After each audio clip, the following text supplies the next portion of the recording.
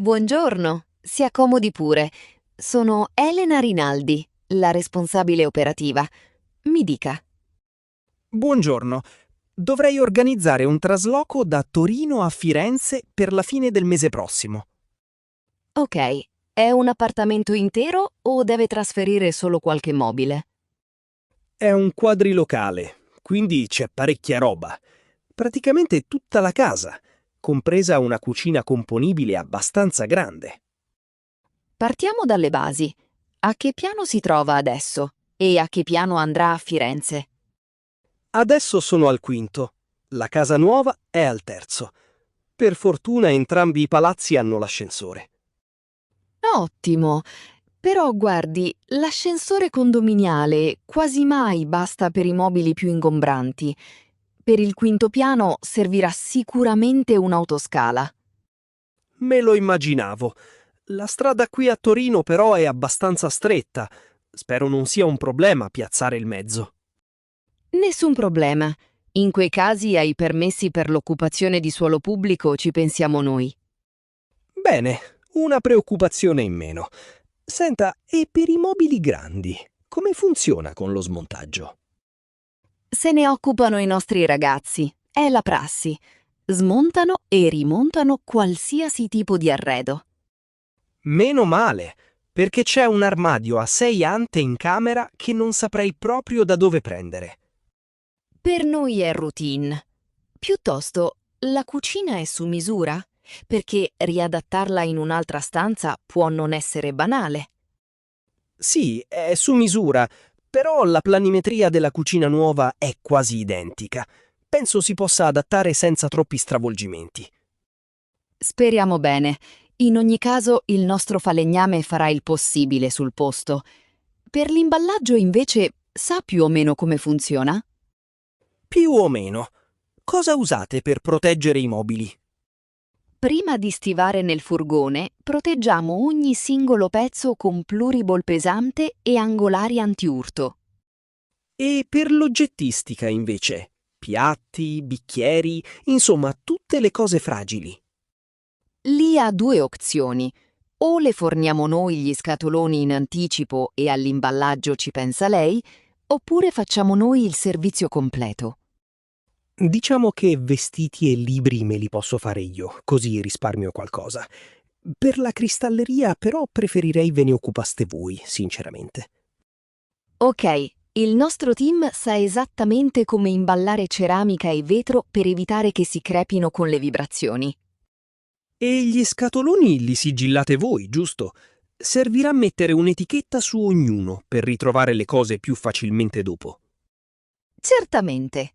Compiliamo proprio un inventario numerato, così a Firenze è molto più semplice capire in quale stanza posizionare ogni scatola. Ottimo! Però mi tolga una curiosità. E se malauguratamente si rompesse un vaso di valore durante il tragitto? Questo è un punto fondamentale del contratto. Noi includiamo sempre l'assicurazione vettoriale base, che però rimborsa un tot al chilo. Un tot al chilo? Ma se un oggetto pesa poco e vale tanto, come una scultura moderna che ho in salotto, come si fa?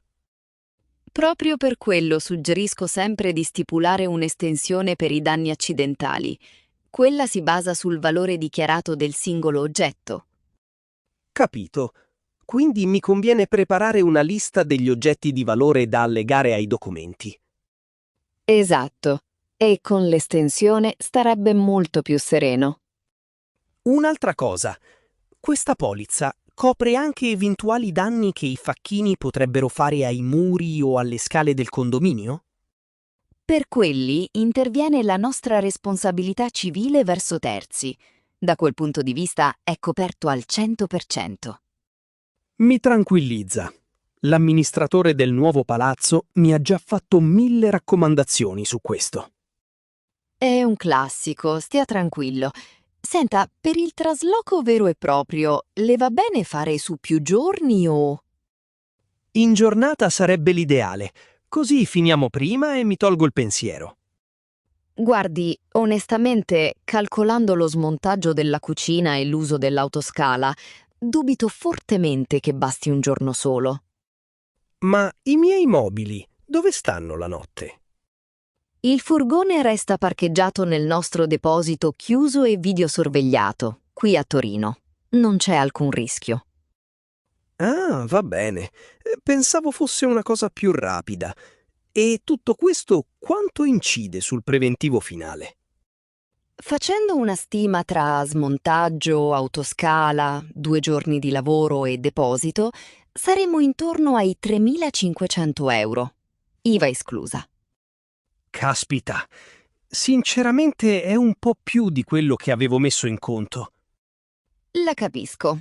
Diciamo che le operazioni su 2 giorni con sosta notturna sicura alzano un po' la cifra, ma le garantiscono un lavoro fatto bene.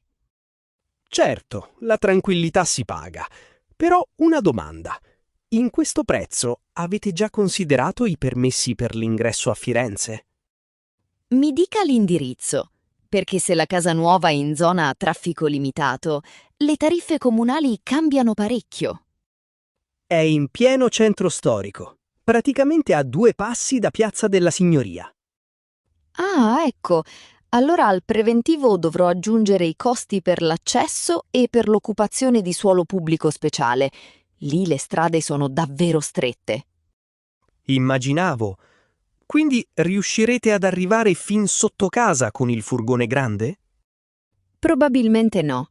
In quei casi usiamo un furgone più piccolo per fare la spola tra il mezzo pesante, parcheggiato fuori dal centro, e il portone. Praticamente un doppio trasbordo. Eh sì, ma nei centri storici è l'unico modo per lavorare in regola. Capito, non c'è alternativa. Quindi, riassumendo, mi prepara un preventivo scritto con tutte queste specifiche? Esatto. Le mando una mail entro stasera con il documento dettagliato. Se le va bene tutto, per bloccare le date ci servirà poi una caparra del 30%. Chiarissimo. Il saldo invece si fa a lavoro finito, immagino. Proprio così, a Firenze direttamente con il nostro caposquadra, tramite bonifico istantaneo o assegno circolare. Benissimo. Allora aspetto la sua mail per leggere le cifre con calma. Le allego anche il modulo per la distinta dell'assicurazione, così può iniziare a compilarlo senza fretta. Molto gentile, mi ha tolto un bel po' di dubbi. Si figuri, se le vengono in mente altre domande mi può contattare a questo numero. Grazie e buona giornata. Buona giornata a lei. Arrivederci.